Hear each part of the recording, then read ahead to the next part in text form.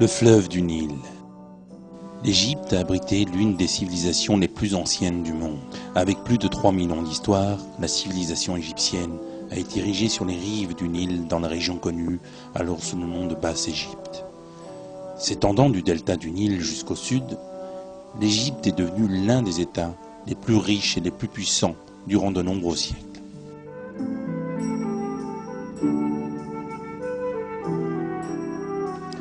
Les Égyptiens avaient un niveau de connaissance très avancé dans les domaines des mathématiques, de l'astronomie, de l'architecture et de l'art. Grâce au savoir qu'ils avaient acquis, ils ont construit des palais et d'autres constructions encore plus difficiles à réaliser comme les fameuses pyramides, qui faisaient office de salles funéraires et qui sont aujourd'hui encore un mystère pour bon nombre de scientifiques. Durant son apogée, l'Égypte ancienne, qui pouvait se prévaloir d'une supériorité technologique indéniable, n'en souffrait pas moins d'une indigence manifeste au niveau politique, dont la manifestation la plus visible était le pouvoir absolu arbitraire que détenait un despote. En effet, dans le Coran, Dieu désigne l'Égypte ancienne comme le paragon même d'un système inique et ingrat, ne reconnaissant pas ses bienfaits et lésant ainsi les plus faibles. Dans un verset, l'un des cruels gouverneurs de l'Égypte, Pharaon, s'est proclamé lui-même divinité. Ô mon peuple, le royaume de l'Égypte ne m'appartient-il pas ainsi que ces canaux qui coulent à mes pieds? N'observez-vous donc pas?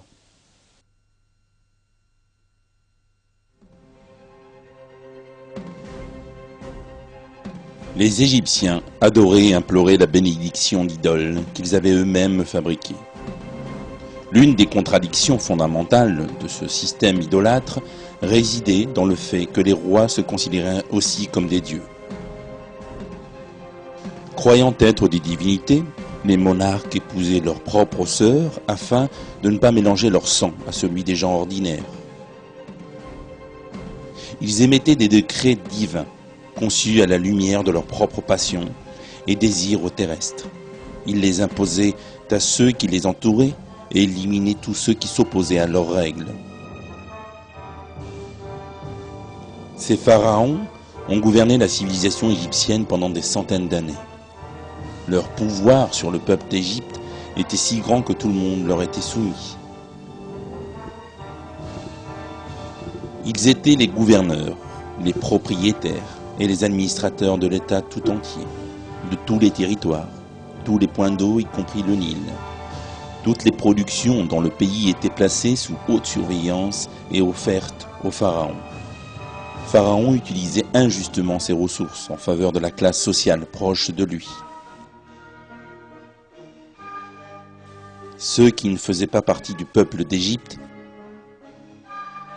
n'avaient ni le droit de vivre dignement, ni le droit de s'exprimer.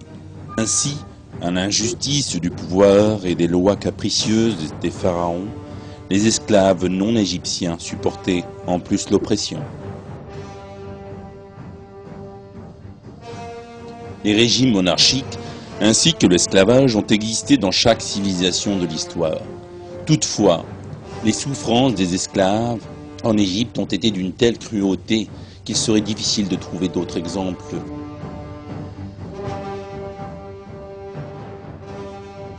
Tous les pharaons de l'Égypte ancienne possédaient des temples et des villes construits afin de donner en spectacle leur pouvoir et leur richesse. Des milliers d'esclaves travaillaient impitoyablement pour la construction de ces villes jusqu'à ce que mort s'ensuive.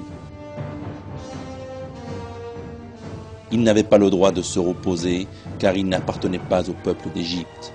Ainsi, ils étaient privés de droit à la vie et du droit à la parole, tandis que le peuple d'Égypte vivait dans l'aisance et l'abondance.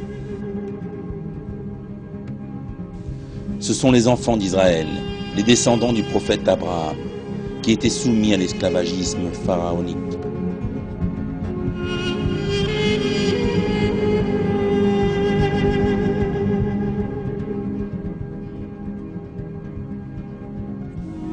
D'après les versets du Coran, les Égyptiens ont asservi et opprimé les enfants d'Israël afin de perpétuer le système d'esclavage. Leur oppression avait atteint un degré tel que même leur nombre était contrôlé. Les femmes capables de travailler voyaient leur vie épargnée et les nouveau-nés, mâles, étaient massacrés de façon impitoyable.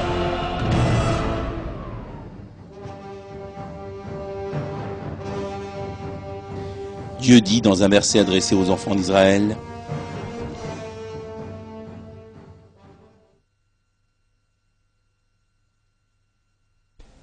Et rappelez-vous, lorsque nous avons délivré des gens de Pharaon, qui vous infligeaient le pire châtiment, en égorgeant vos fils et épargnant vos femmes, c'était là une grande épreuve de la part de votre Seigneur.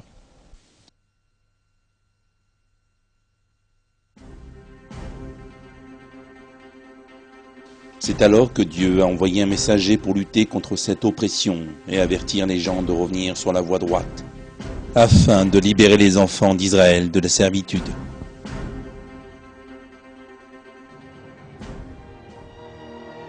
Ce messager était le prophète Moïse.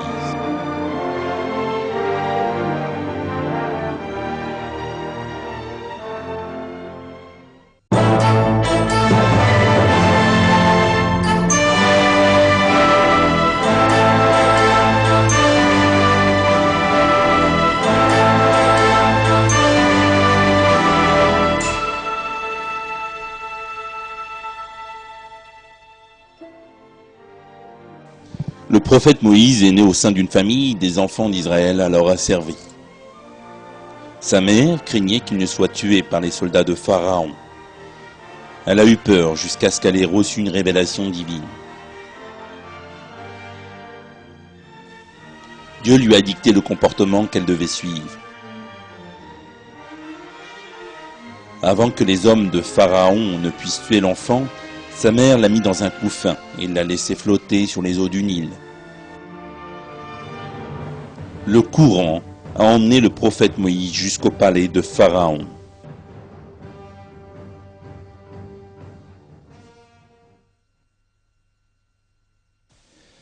Les gens de Pharaon le recueillirent pour qu'il leur soit un ennemi et une source d'affliction. Pharaon, Aman et leurs soldats étaient certes fautifs. La femme de Pharaon dit: « Cet enfant réjouira mon œil et le tien, ne le tuez pas. Il pourrait nous être utile, où le prendrons-nous pour enfant ?» Et il ne pressentait rien. Ainsi, suivant le décret préétabli par Dieu, Pharaon et sa famille ont sauvé le prophète Moïse de la rivière et l'ont adopté. Celui-ci a reçu alors une éducation digne d'un noble égyptien vivant dans le palais pharaonique.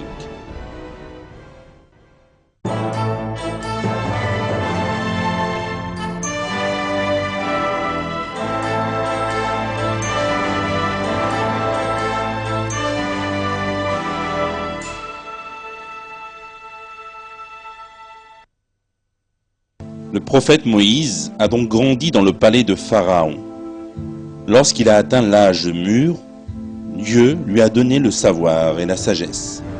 L'événement qui a marqué un tournant dans sa vie a été un affrontement dans lequel il s'est trouvé impliqué. Dans ce conflit, le prophète Moïse a pris la défense d'un homme qui faisait partie de son clan, sans chercher à savoir s'il avait raison. Bien qu'il n'ait pas eu l'intention de donner la mort à quiconque, Moïse a asséné un tel coup à l'un des belligérants qu'il l'a tué. Le prophète, réalisant qu'il s'était égaré, s'est repenti, recherchant la protection de Dieu. Implorant son Seigneur de lui pardonner son péché, il a fait la promesse de ne plus soutenir les criminels. Il n'en demeure pas moins que le prophète Moïse, ayant tué un Égyptien, ces derniers, avides de vengeance, ont cherché à attenter à sa vie. Le Coran rapporte que Moïse s'est caché durant toute la nuit. Pharaon et ses hommes de main réfléchissaient au châtiment de Moïse et envisageaient de l'exécuter. Un homme qui les avait entendus est allé prévenir Moïse. Le prophète a quitté la ville, puis le pays. Il s'est rendu à l'est de l'Égypte, à Madian, dans le désert de Sinaï. Malgré tout ce qui lui était arrivé, le prophète Moïse continuait à placer sa confiance en Dieu et à l'invoquer. Lorsqu'il s'est dirigé vers Madian, il a dit « Je souhaite que mon Seigneur me guide sur la voie droite. » Le prophète a rencontré 2 femmes au point d'eau de Madian. Les femmes se tenaient à l'écart des autres bergers qui s'y trouvaient et ne pouvaient ainsi abreuver leurs bêtes. Moïse s'est approché de ces femmes et a abreuvé aussitôt leurs bêtes. Pour l'en récompenser, le père des 2 femmes a invité le prophète à travailler pour lui moyennant salaire. Il a demandé à Moïse de rester avec eux, en échange de quoi il lui donnerait une de ses filles comme épouse. Le prophète Moïse accepta l'offre.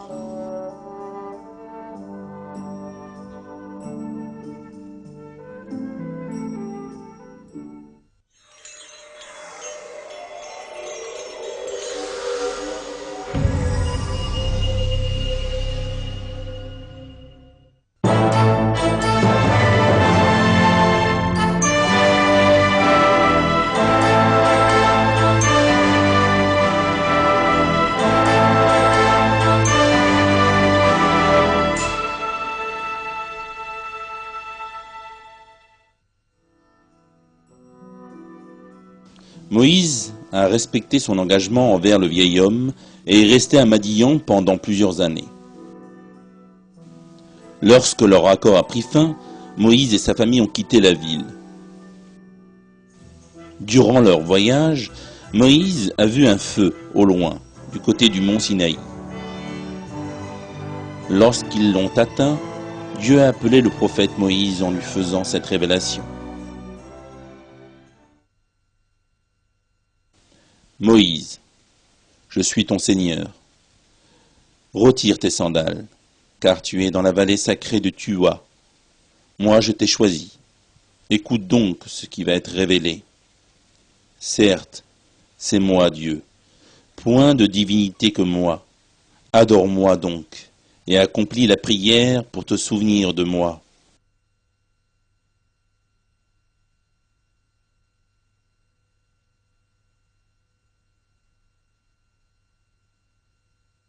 Ceci fut la première révélation que Moïse a reçue. Il était désormais messager de Dieu.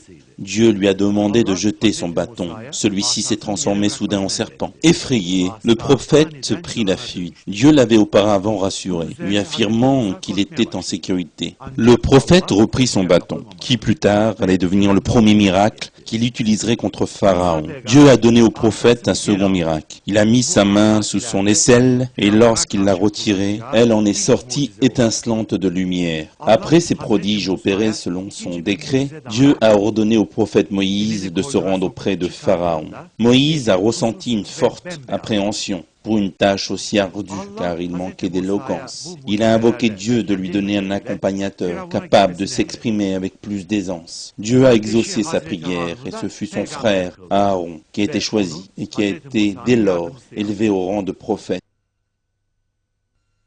Allez donc chez lui et dites-lui, nous sommes tous deux les messagers de ton Seigneur.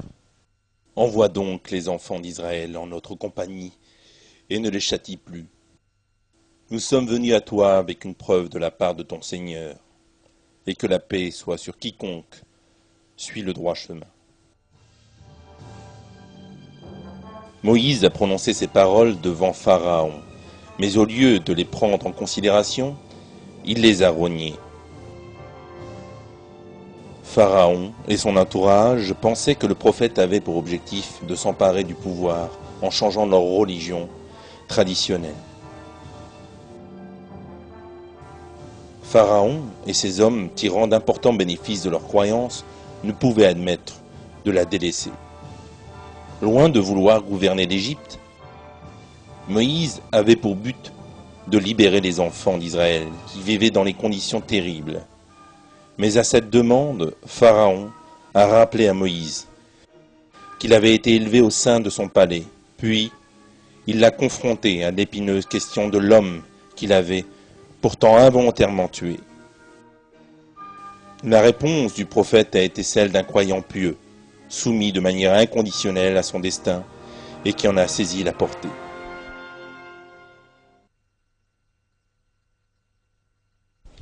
Je l'ai fait, dit Moïse, alors que j'étais encore du nombre des égarés. Je me suis donc enfui de vous, quand j'ai eu peur de vous. Puis, mon Seigneur m'a donné la sagesse et m'a désigné parmi ses messagers.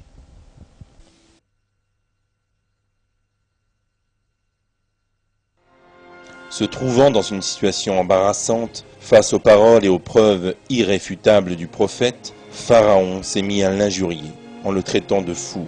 Il l'a menacé de le mettre en prison s'il ne lui reconnaissait pas son caractère divin. En entendant ces propos, le prophète Moïse a exposé ses preuves, les signes de sa prophétie. Moïse jeta donc son bâton, et le voilà devenu un serpent manifeste. Pour Pharaon et son entourage, ceci ne pouvait être que de la magie. Leur réaction montrait leur grande dévotion pour la religion païenne transmise par leurs ancêtres.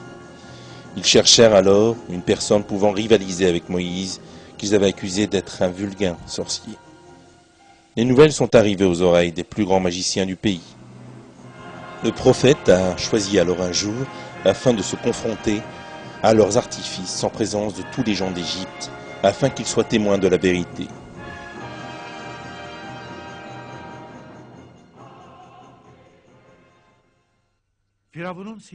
Les magiciens de Pharaon étaient prêts à exposer leur tour de magie. Les cordes et les bâtons qu'ils jetèrent au sol semblaient s'avancer vers le prophète Moïse. Ces événements sont relatés dans le Coran. Moïse ressentit quelque peur en lui-même. Nous lui dîmes, jette ce qu'il y a dans ta main droite. Cela dévorera tout ce qu'ils ont fabriqué. Ce qu'ils ont fabriqué n'est qu'une ruse de magicien, et le magicien ne réussit pas, où qu'il soit.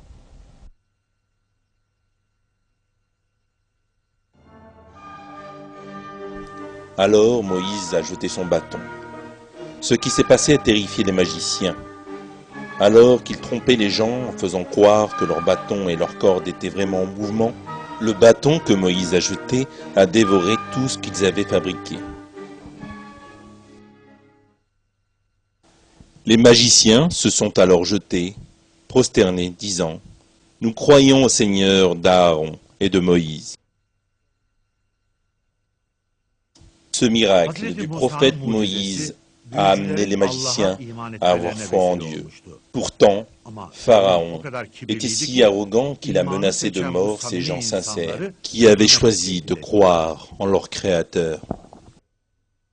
Alors Pharaon dit « Avez-vous cru en lui avant que je ne vous y autorise?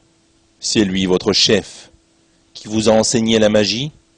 Je vous ferai sûrement couper mains et jambes opposées, et vous ferez crucifier sur des troncs de palmiers. Et vous saurez avec certitude qui de nous est plus fort en châtiment et qui est le plus durable. » La réponse qu'ont donnée les magiciens à Pharaon révélait la sincérité de leur foi, ainsi que leur courage. Par celui qui nous a créés, dirent-ils, nous te préférerons jamais à ce qui nous est parvenu comme preuve évidente. Décrète donc ce que tu as décrété. Tes décrets ne touchent que cette vie présente.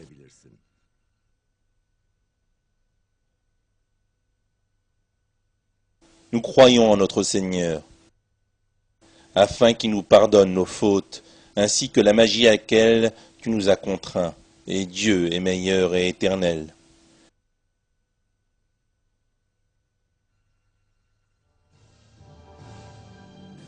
La victoire du prophète Moïse sur les magiciens, ainsi que leur retour à la foi, montrait de façon évidente la nature pervertie du système pharaonique. Pharaon ne savait plus quoi dire. Il niait obstinément et de façon arrogante l'existence de Dieu ainsi que la prophétie de Moïse.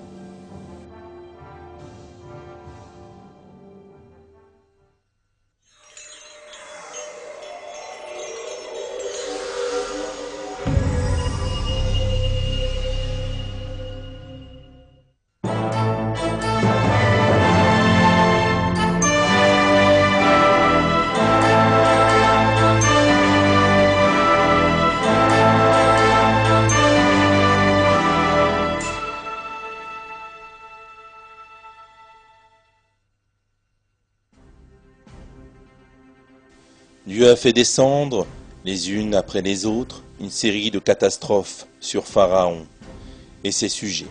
Un peuple qui s'était consacré à la mécréance. Tout d'abord, une longue période de sécheresse s'est installée en Égypte, pays où l'eau est d'une importance capitale. Les produits agricoles se faisaient de plus en plus rares et la famine s'ensuivit. Les malheurs survenaient partout dans le pays. Malgré cela, Pharaon et ses sujets persistaient dans leurs pratiques perverses et polythéistes. C'est avec ferveur qu'ils vouaient leur culte aux chimères que la religion de leurs ancêtres leur avait laissé en héritage. Pourtant, ce ne fut pas tout. Dieu a fait endurer de nombreux malheurs à ce peuple. Il a fait suivre la sécheresse par d'importantes pluies torrentielles, telles qu'on n'en avait jamais vues en Égypte auparavant. Les champs et les récoltes ont été détruits par les sauterelles et les insectes. Ceux-ci recouvraient les villes comme des nuages noirs. Chaque ville d'Égypte était envahie par des grenouilles. Elles étaient partout, dans les maisons et dans les rues. L'eau provenant du Nil et des puits est devenue rouge sang. La population égyptienne était désormais tourmentée par la soif. En dépit de tout cela, ils s'obstinaient à refuser de croire en Dieu, tandis que ces tourments se succédaient. Pharaon et son entourage ont tenté de tromper le prophète Moïse par une ruse qui était vouée à l'échec.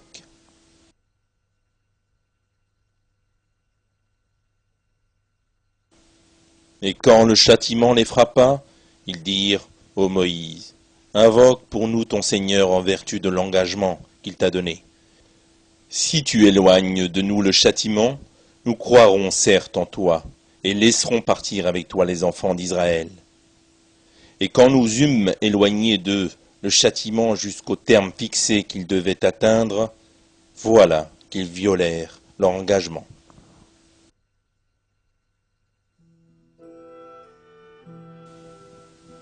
Ces désastres décrits dans le Coran se sont vus confirmés par les découvertes réalisées lors de fouilles archéologiques.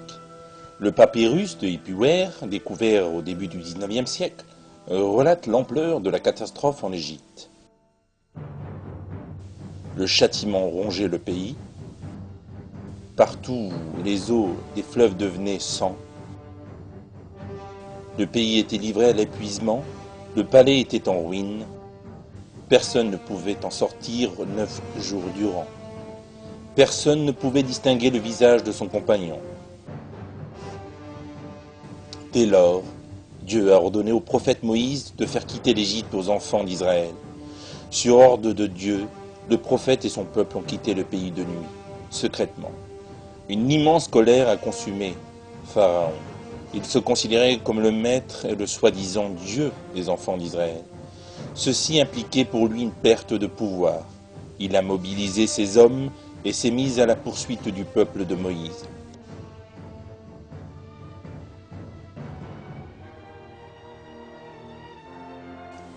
Dans leur fuite, les enfants d'Israël sont arrivés devant la mer. Pharaon et ses troupes s'approchaient de plus en plus jusqu'à presque rejoindre les enfants d'Israël. N'ayant aucune possibilité de leur échapper, panique et désespoir se sont tempérés du peuple de Moïse. Fidèle à Dieu, ce digne prophète lui était entièrement soumis et ne plaçait sa confiance qu'en lui.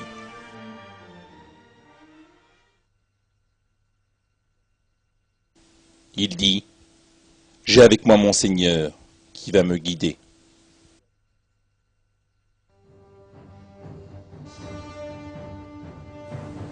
Comme il est décrit au verset 63 de la 26e sourate, Dieu a révélé à Moïse de frapper la mer de son bâton, ce qu'il a fait aussitôt. Par miracle, Dieu a fendu la mer en frayant un chemin au milieu pour sauver les enfants d'Israël.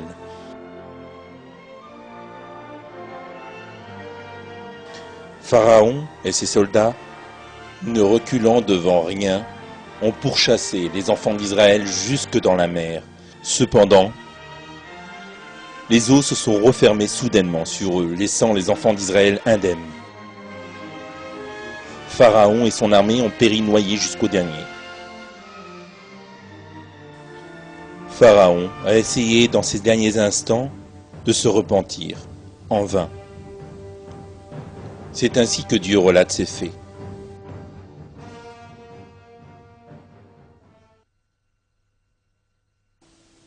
Et nous fîmes traverser la mer aux enfants d'Israël. Pharaon et ses armées les poursuivirent avec acharnement et inimitié. Puis, quand la noyade l'eut atteint, il dit « Je crois qu'il n'y a d'autre divinité que celui en qui ont cru les enfants d'Israël, et je suis du nombre des soumis. » Dieu dit « Maintenant, alors qu'auparavant tu as désobéi, et que tu as été du nombre des corrupteurs, nous allons aujourd'hui épargner ton corps, afin qu'il devienne un signe à tes successeurs. Cependant, beaucoup de gens ne prêtent aucune attention à nos signes. »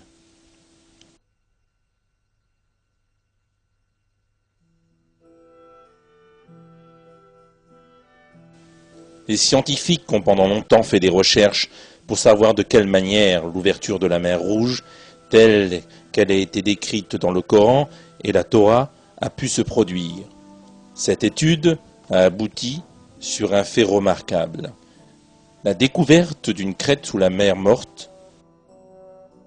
Cette crête sous-marine se trouve dans le golfe d'Aqaba, dans le prolongement de la mer Rouge. D'après les interprétations qui en ont été données, le chemin que le prophète Moïse a pris traversait cette crête. Doron Noff, professeur en sciences océaniques à l'université de Floride, a créé un échantillon entier de cette crête afin d'évaluer cette thèse. De là, ce professeur a observé que lorsque le vent intervenait, un chemin sec prenait effectivement place. La traversée de la mer Rouge par le prophète Moïse a pu se dérouler ainsi. Certes, Dieu est le plus savant. Les fouilles archéologiques n'ont pas seulement fait qu'éclaircir la question de l'ouverture de la mer Rouge, mais elles ont aussi apporté une lumière sur la question de la noyade de Pharaon et de son armée. Les scientifiques ont pendant des années cherché les traces de l'armée de Pharaon dans la mer Rouge. Leurs recherches ont mené à des conclusions étonnantes. Ces images ont été prises dans le golfe de Aqaba, qui relie la péninsule de Sinaï à l'Arabie Saoudite. Cette surface de sable fait penser à la crête dans la mer.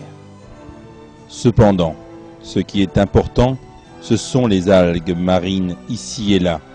Les algues marines ont besoin d'être plantées sur une base solide afin de survivre.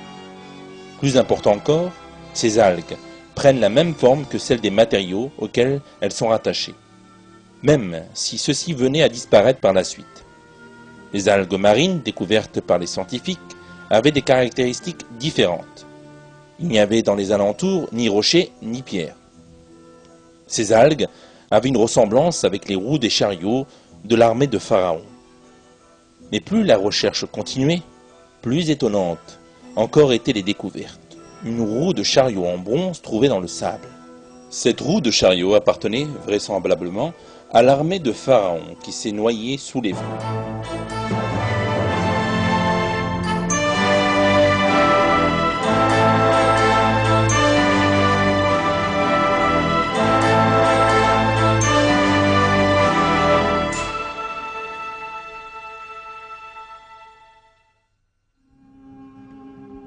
Le prophète Moïse et son peuple cherchaient un endroit où ils pourraient vivre en toute sécurité. Au cours de ce voyage, la plupart des enfants d'Israël a fait cependant preuve de manquement en matière de foi et de valeurs morales. Ils ont subi l'influence de la culture égyptienne, embrassant certaines de leurs coutumes et idées perverses. La rencontre faite avec une tribu idolâtre sur leur chemin renforçait cette fâcheuse tendance.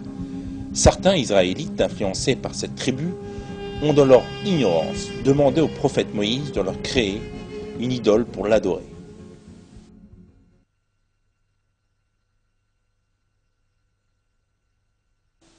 Et nous avons fait traverser la mer aux enfants d'Israël.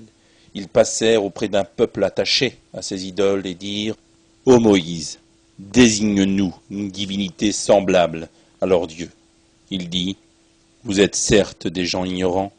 Le culte auquel cela s'adonne est voué à la disparition, et tout ce qu'ils font est nul et sans valeur. Il dit, « Chercherai-je pour vous une autre divinité que Dieu, alors que c'est lui qui vous a préféré à toutes les créatures ?»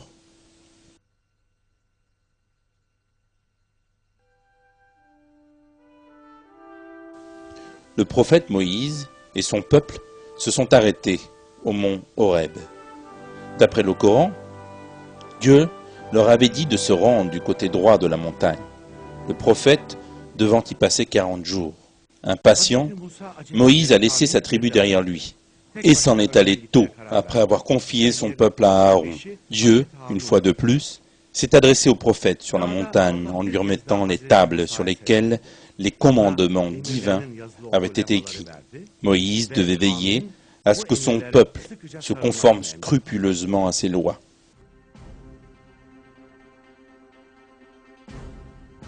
Alors que Moïse rencontrait son Seigneur, des mécréants parmi les Israélites ont saisi cette occasion pour fabriquer une idole de leurs propres mains, et ce malgré tous les miracles dont ils avaient été les témoins oculaires.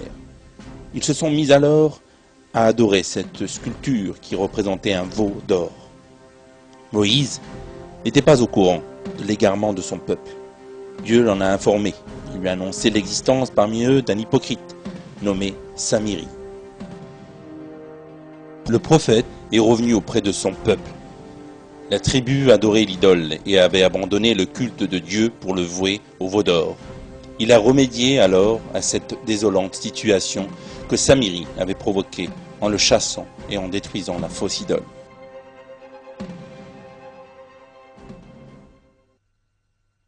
« Va-t'en, dit Moïse, dans la vie, tu auras à dire à tout le monde, ne me touchez pas. Et il y aura pour toi un rendez-vous que tu ne pourras manquer. Regarde ta divinité, que tu as adorée avec assiduité. Nous la brûlerons, certes, et ensuite nous disperserons sa cendre dans les flots. En vérité, votre seul Dieu est Dieu, en dehors de qui il n'y a point de divinité. De sa science, il embrasse tout. »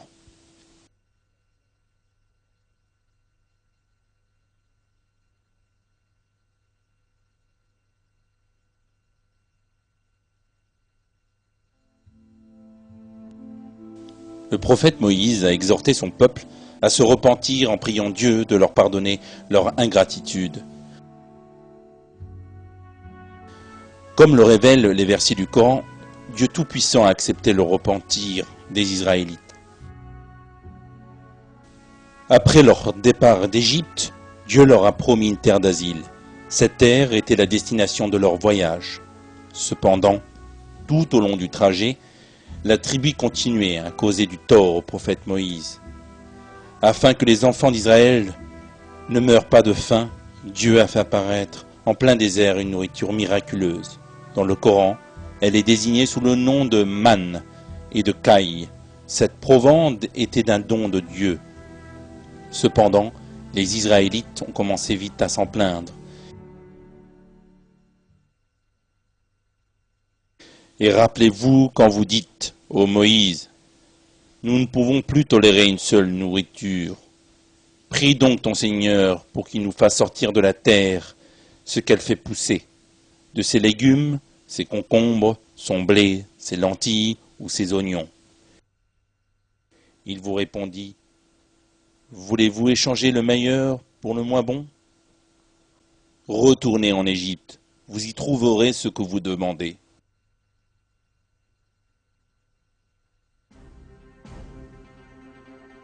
L'ignorance des Israélites a même perduré après avoir atteint la terre promise. Lorsque le prophète Moïse leur a dit de pénétrer sur cette terre sans regarder derrière eux, la tribu a refusé en disant que les étrangers s'y trouvaient. Ils sont allés alors encore plus loin. Ils dirent, Moïse, nous n'y entrerons jamais, aussi longtemps qu'ils y seront. Va donc, toi et ton Seigneur, et combattez tous deux. Nous restons là où nous sommes.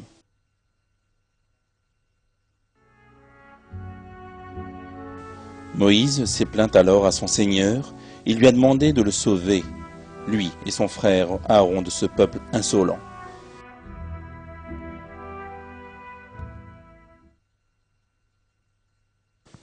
Il dit, « Seigneur, je n'ai de pouvoir, vraiment que sur moi-même et sur mon frère.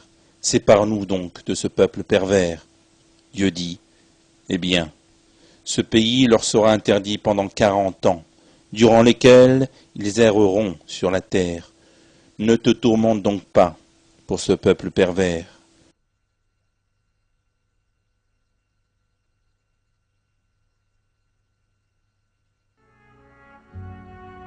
Les enfants d'Israël se sont vus interdire l'accès à la terre promise pendant 40 ans, en raison de leur insolence envers Dieu et son messager.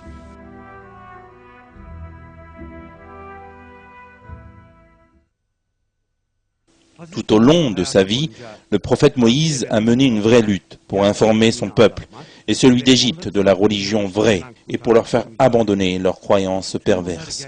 Il a surmonté tous les obstacles qui entravaient sa route, s'efforçant de diffuser le message de Dieu au prix même de sa propre vie. Durant toute cette période, il est resté soumis à Dieu, animé d'une foi et d'une confiance infinie. Quelle que soit la situation dans laquelle il se trouvait, c'est à Dieu qu'il demandait aide et protection.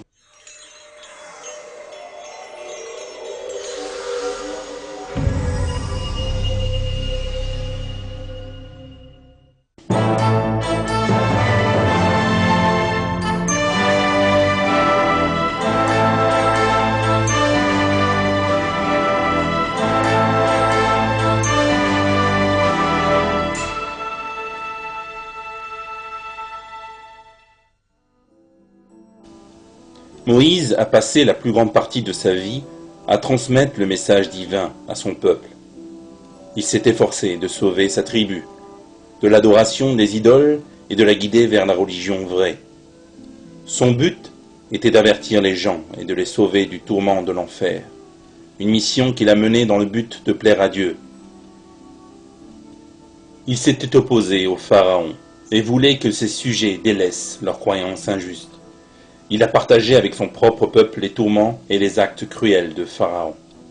Mais il était un serviteur noble, qui ne vivait que dans le but de plaire à Dieu, et notre Seigneur l'a sauvé de toutes les difficultés qu'il a traversées. Certes, il y a des leçons à tirer de l'ingratitude du peuple de Moïse, un peuple qui a tourné le dos à la religion qui leur avait été donnée, un peuple assez ingrat au point de dire « Va donc toi et ton Seigneur et combattez tous deux ». Dieu a averti l'humanité afin de ne pas tomber dans la même insolence dont ont fait preuve ces individus à l'égard de leurs prophètes.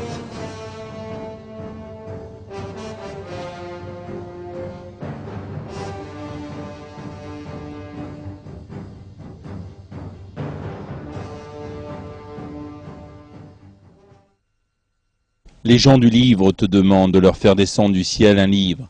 Ils ont déjà demandé à Moïse quelque chose de bien plus grave, quand ils dirent « Montre-nous Dieu à découvert ».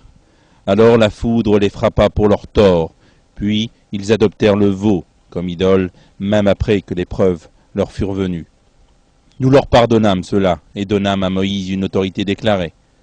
Et pour obtenir leur engagement, nous avons brandi au-dessus d'eux le mont Thor. Nous leur avons dit « Entrez par la porte en vous prosternant ». Nous leur avons dit « Ne transgressez pas le Shabbat ». Et nous avons pris d'eux un engagement ferme. Nous les avons maudits à cause de leur rupture de l'engagement, leur mécréance aux révélations de Dieu, leur meurtre injustifié des prophètes et leurs paroles. Nos cœurs sont enveloppés et imperméables. En réalité, c'est Dieu qui a scellé leur cœur en raison de leur mécréance, car ils ne croyaient que très peu.